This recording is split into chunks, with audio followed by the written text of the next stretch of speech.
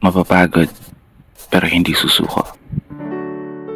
Alam mo ba na may dalawang uri ng pagod na pwede mong madama?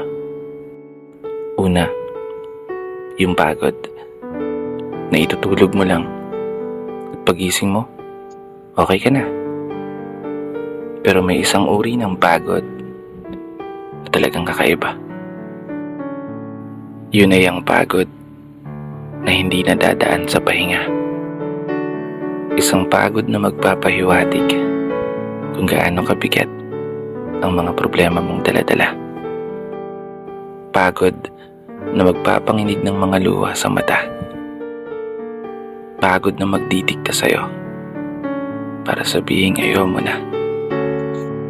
Mapapatanong ka na lang talaga, saan nga bang direksyon ng aking mga paa? Mga paang tila pagod na sa kakahakbang.